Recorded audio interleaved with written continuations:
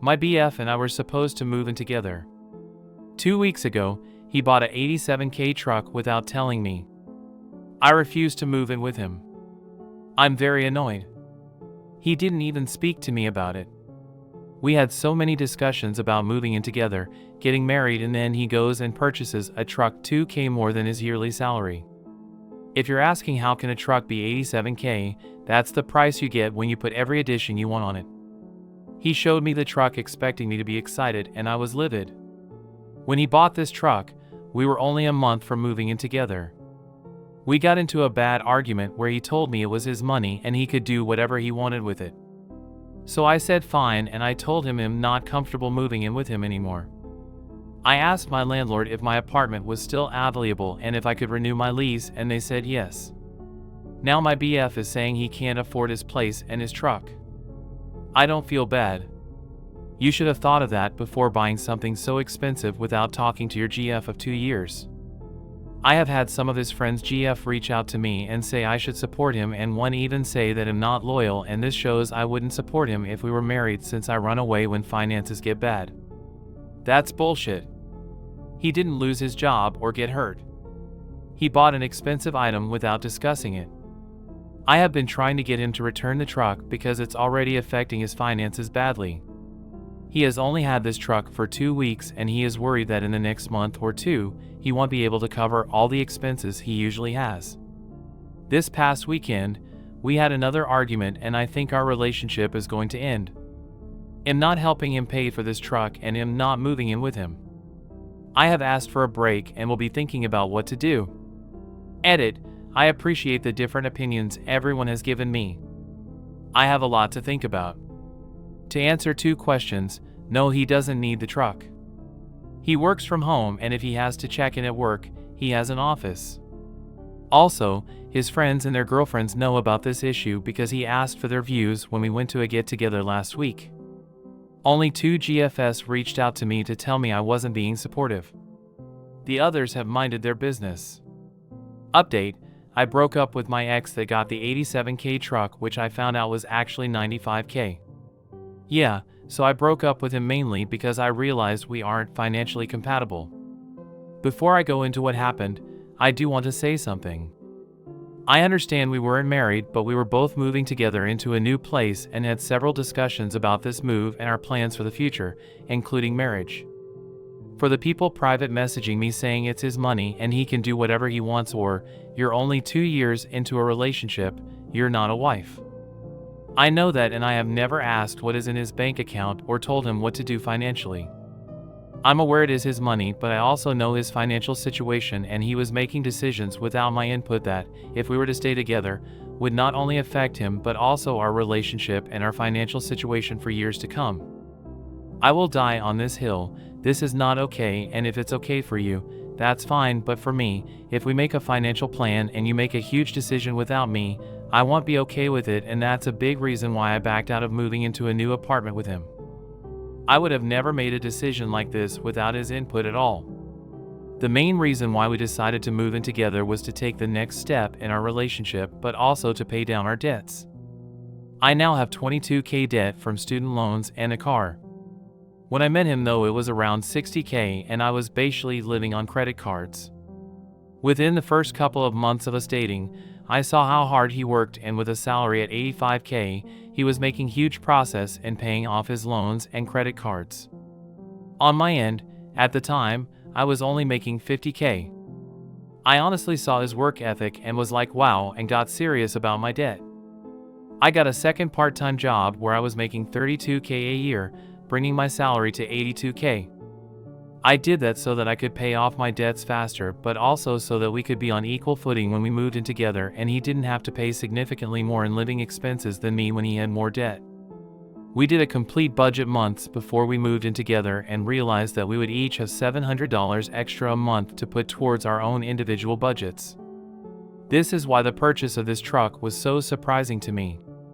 We had planned this move for months. We had a budget, and he destroyed that plan with the truck.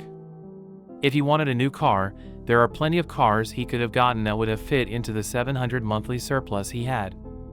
Anyway, for the past few days before we broke up, he tried to show me that this truck was a good financial purchase and we could still move in together. He told me that he had actually budgeted for this and could show me how he could afford this. I wanted to hear him out, so I went to his place and he had 2 budgets. He said he had been thinking of getting this truck for some time and he had worked out a budget beforehand. He showed me the first budget, and after his truck, insurance, expenses, and his debts, he was left with $115 for the month.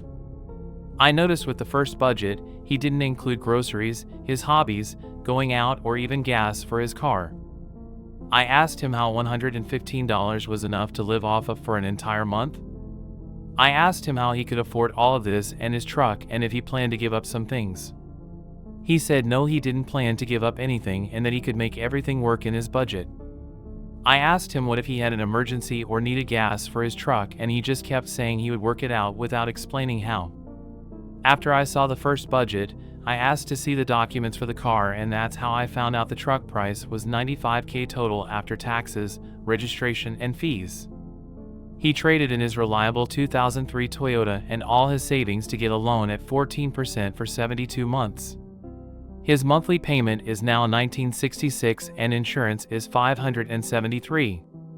He also still has student loans, which are significant. I kept telling him $115 left over monthly wasn't enough. That's when he showed me his second budget, which had a combined higher monthly income.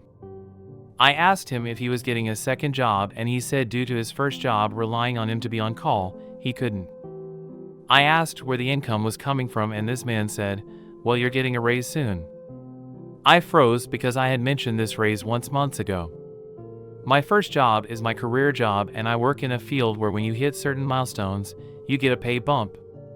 In September, if my raise is approved, I will go from $50,000 to $80,000, and with my second job, my total yearly income will be $112,000. But getting the raise isn't a guarantee. You have to meet certain criteria, and if you don't, you have to wait 3 months before trying again. When he said that, I was quiet, and then I said, "So you planned a budget that included additional income that I wouldn't get for at least 6 months and income that I might not even get in September?" He said when I got my raise, the ratio of what he would pay would decrease and he would have more disposable income. I asked him why it was okay for him to plan budgets with my income, but yet I had no say in how he spent his. He couldn't answer that. I told him I had no issue with paying more bills if I got a raise, but the fact that he banked on that, didn't discuss it, and now expects me to be okay with this is ridiculous. I also said there's no way I wouldn't be paying more with the first budget because he wouldn't have been able to survive on $115. I told him he didn't communicate, and this is on him because he made huge financial plans without discussing anything. Finally, I told him I would never have done any of this without going to him first because I thought we were a team that was building something. I ended things the next day, and he has been trying to reach out, but I'm not interested. He has financially crippled himself with this truck. If with my income now, he could barely make it, he sure isn't making it on his own. I really hope that things work out for him and he is able to keep his truck and recover, but am not paying the consequences for such a massive financial mistake that is going to hugely affect him for years to come. If I were to stay, this financial decision affects me as well and would continue to affect both of us for years. Again, this is different from becoming ill or losing a job. He chose this and refuses to budge and fix it. I now realize we are not financially compatible, and that's okay, and I wish him the best.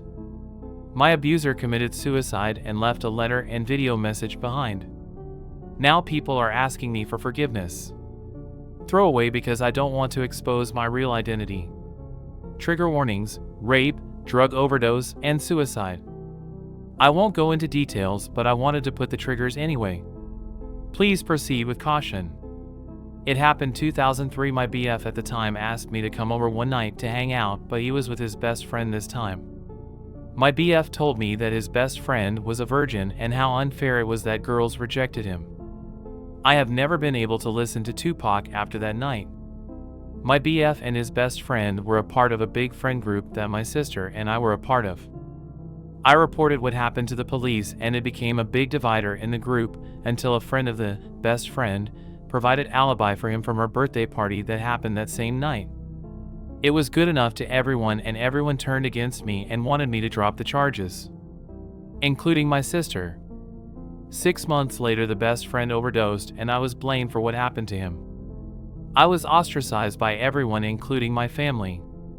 I moved away after the case was dropped shortly after the OD. I woke up about 3 weeks ago to lots of texts and missed calls from unsaved numbers.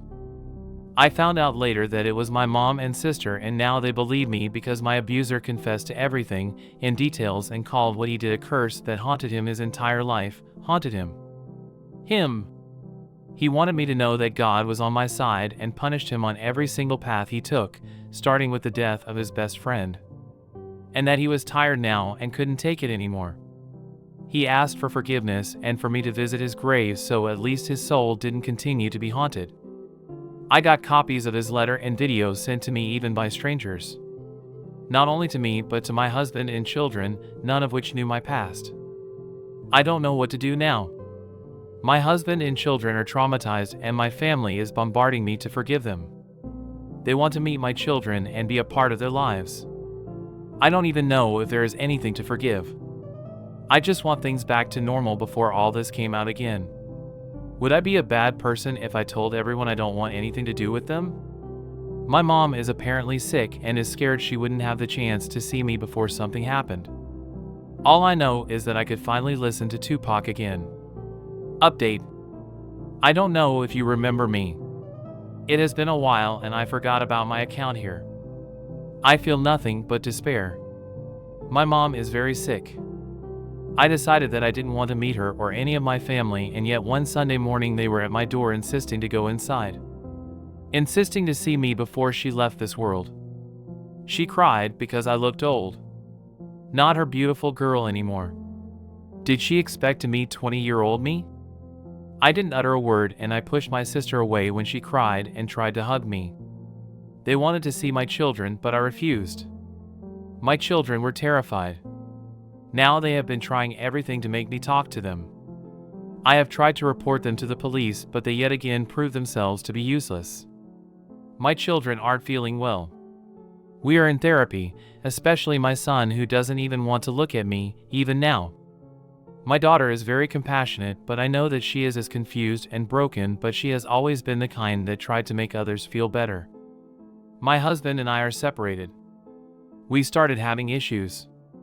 He was angry all the time. He couldn't look at me. He thought that I should have told him when we met, but I didn't, and now he felt helpless. He couldn't even touch me anymore. Do you feel repulsed by me? Do I remind you of what happened every time I have touched you? He was going mad, so he said that he didn't want to be with me anymore. I begged him to stay, not only because I love him, but because our children, especially our son, is hurting and we need to help him, but he said that separation is better so our son can get a time off from being with me, I suppose, when he lives with his dad. My rapist's wife is suing me for the damage that her husband left me. They have 4 children who are all traumatized by what happened. They still live in my hometown and everyone knows them. Seeing what happened to my children, I feel nothing but sorrow for his children too. None of them asked to be born. The woman who provided the alibi was outed. I heard that she's lost her job and people are harassing her. Even with my past, these past months have been the hardest on me. I cry myself to sleep every night. I have lost everything I care about. I wish he never admitted to anything. He should have let the past be.